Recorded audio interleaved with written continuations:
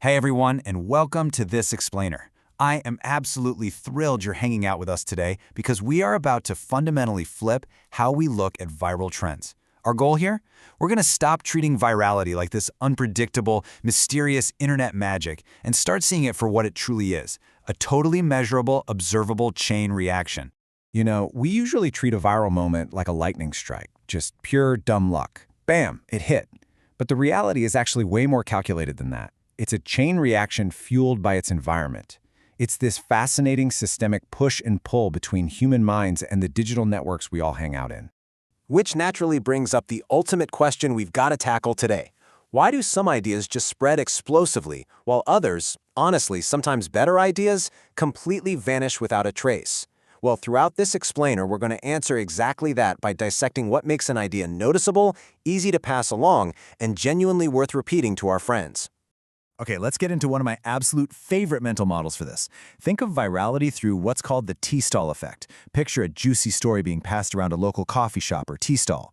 One person drops the detail, the next person kind of adds their own little spin to it, and boom!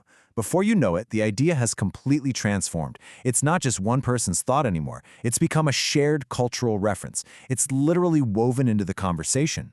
And that whole dynamic is perfectly captured in this idea.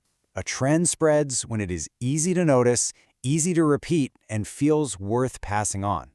I really want you to hold on to this simple but incredibly powerful lens. Actually, make it your anchor for the rest of this explainer.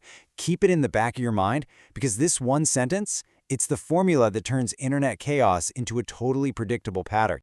All right, part one, the framework, the 5 forces of spread.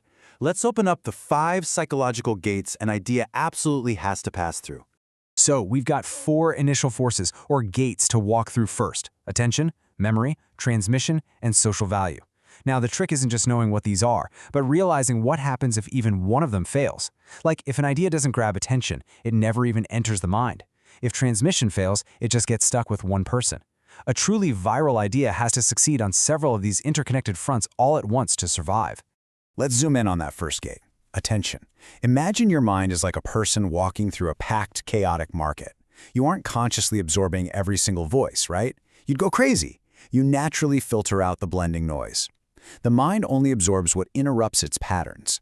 So an idea must first survive this doorway of attention through strong contrast, high emotion, or total surprise. Because if it just blends in, it dies quietly. But hey, just getting noticed isn't enough. That brings us to gate number 2, memory.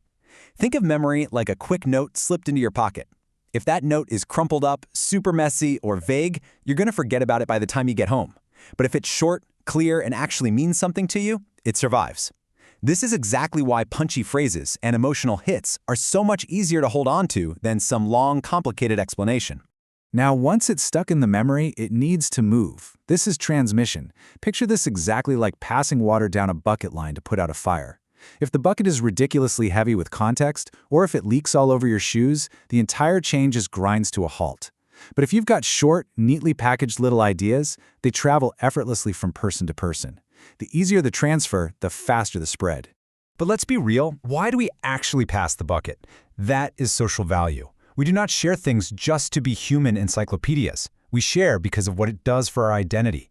Unconsciously, every single time we hit that share button, we're asking ourselves, what does sharing this say about me? Does it make me look informed? Am I the funny one, the caring one, the clever one?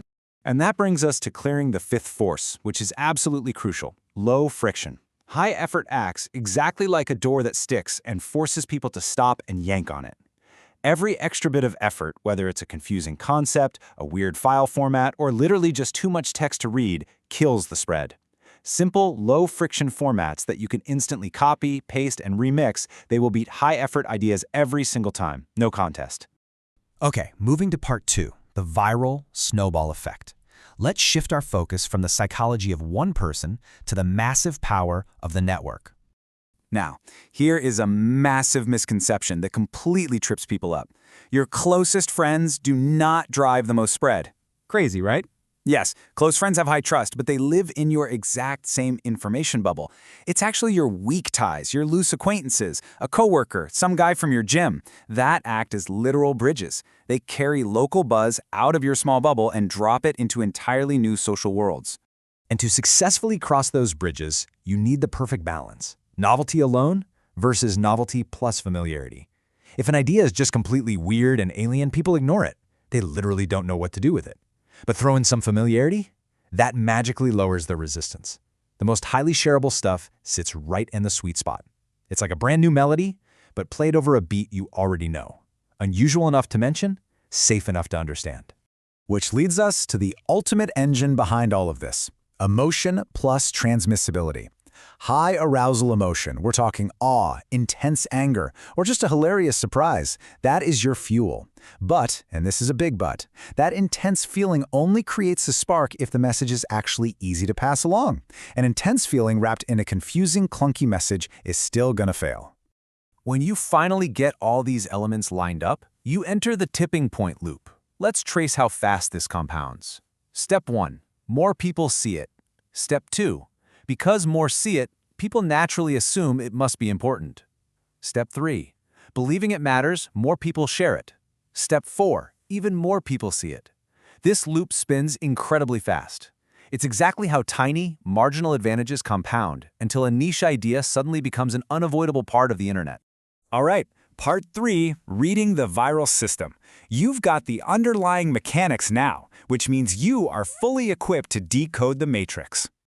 Let's look back to our anchor quote one more time. A trend spreads when it is easy to notice, easy to repeat, and feels worth passing on. I really want to cement this wholesome, practical understanding of the viral system in your brain. Because this isn't just a catchy sentence anymore, right? You now know this is the actual, literal architecture of how human beings share information. Honestly, you've gone through a bit of an identity shift during this explainer. You are no longer just a passive consumer scrolling through trends. You're a systems reader now. You can recognize how these tiny advantages compound over time. And most importantly, you know for a fact that virality is not magic. It is simply fit plus momentum. You're never going to confuse sheer random noise for actual momentum ever again. So I'll leave you with this final, provocative thought. The next time you see a trend completely blow up online, on the news, or just in your group chat, don't ask, why is this popular? That's the old way of thinking. Instead, challenge yourself. Ask, where did the momentum actually begin? Which network helped it jump the bridge? What lowered the friction to make it so easy to copy? Apply this framework and you will always understand the system hiding in plain sight. Thank you so much for joining me on this explainer, and hey, happy analyzing.